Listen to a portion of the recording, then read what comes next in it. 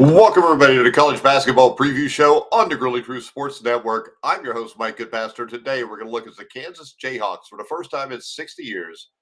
Go to Cincinnati to battle the Cincinnati Bearcats in a Big 12 matchup between two teams. One, Kansas, won their last couple of games by big point spreads against Central Florida and Arizona State. Cincinnati, on the other hand, after a great non-conference start where they only lost one game at Villanova, well, they've hit the skids, losing to Kansas State. I mean, they've lost their last three. They got beaten by Baylor. Both these teams have the same issue shooting free throws. And if you look at this game, Kansas, I think, much better coach team. I think Wes Miller's done a good job of recruiting at UC, but those recruits have not resulted in wins in the Big 12 yet. And you've got to wonder when the heat starts to flow on Wes Miller as the head coach at Cincinnati. Now, Kansas is looking to sustain this renewed momentum from a pair of resounding victories over Central Florida and Arizona State. The Jayhawks date with the Bearcats, set for 1 p.m. at Fifth Third Arena, is the third game of a challenging swing early in conference play that includes 3 separate road trips and 4 games total in a 10-day span. Now, while 11th ranked Kansas is playing some of its most spirited basketball this season, UC is floundering, would be the best word.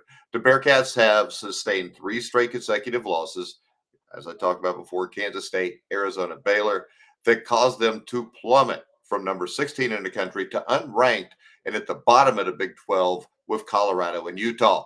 That takes the shine off a solid non-conference slate where they beat Xavier for the first time in 5 years. They beat a good Dayton team. And under head coach Wes Miller, Cincinnati has remained a strong defensive team, in particular, as its 61 points per game allowed are second in the Big 12 behind Houston, and it ranks 11th on that side of the ball, according to KenPom.com. So UC gets its most consistent scoring from the 6'6" dynamic guard Dan Skillings Jr. Indeed, Skillings scored a team high 16, and all 3 of UC's 3-pointers in an otherwise poor shooting night sank UC's upset bid in Allen Fieldhouse last January. Then put up 25 to knock out an unrecognizable Kansas squad in the Big 12 tournament 2 months later. The player who did not display his potential against the Jayhawks, as he shot a combined 5 for 25 in those 2 games, was the sharpshooting Butler transfer, Simas Lukosis. He went on a tear to start the 2024-25 campaign, but he has cooled off considerably in recent weeks. Other familiar faces, guard Jizzle James, 11 points, 5 assists a game, and the front court duo of Aziz and Texas transfer Dylan Mitchell makes this a very potent starting lineup with heaps of Big 12 experience. Now, senior guard Zeke Mayo has been KU's most reliable perimeter scoring option by a wide margin this season. He's averaging 14.6 points per game while shooting 38.3% from beyond the arc. But it's remarkable just how much better he's been at Allen Fieldhouse than anywhere else. He's scoring 18.3 in 9 home games, including 4 straight showings of at least 23 points, compared to 8 in 5 neutral site road matchups. Of course, Mayo's value extends beyond his ability to score. He's a skilled passer, an excellent ball handler, and an improved defender, and a decent rebounder. And he usually finds ways to show up on the stat sheet somehow. The Jayhawks are still waiting, though, on his first scoring outburst away from home. Reserve guard David Colt has seen his role shift slightly with Shaquille Moore's entry into the starting lineup. And that Colt is doing more work as a ball handler, given that Moore is no longer subbing in directly for DeJuan Harris Jr. The most notable trend for Colt, though, has been a string of poor shooting performances. He scored just 9 points in 72 combined minutes the last 5 games while shooting 3 for 21, mostly on attempts from beyond the arc. Colt has made himself useful regardless as a vastly better defender than many expected and helped execute the full court press to beat Arizona State on Wednesday.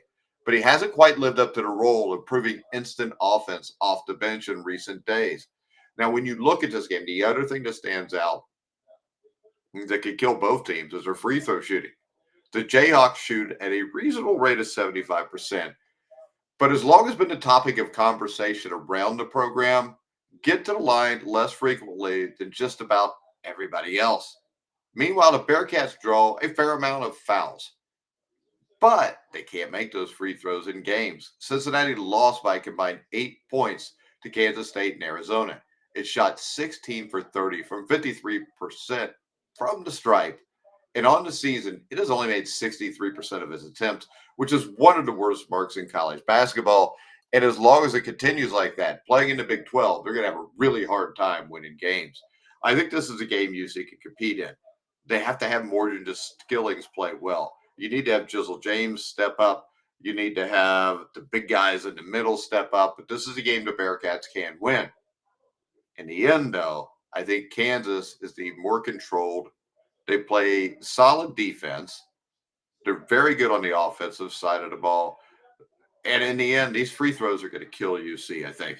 The Bearcats, you're far enough into the season now where it's obvious your team's not going to improve much over what they're shooting right now.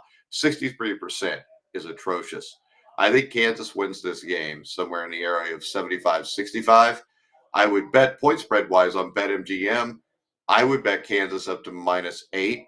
I wouldn't go much farther than that, though, because I think the Bearcats will put up a fight in this game. And if you want to go to BetMGM and bet, you can click on the link in the description down below on YouTube. And also follow us on X at Grilling Truth. Like, subscribe, hit the bell notification on YouTube. But for now, guys, I'm Mike Goodpaster. You've been watching and listening to the Grilling Truth, where the legends speak.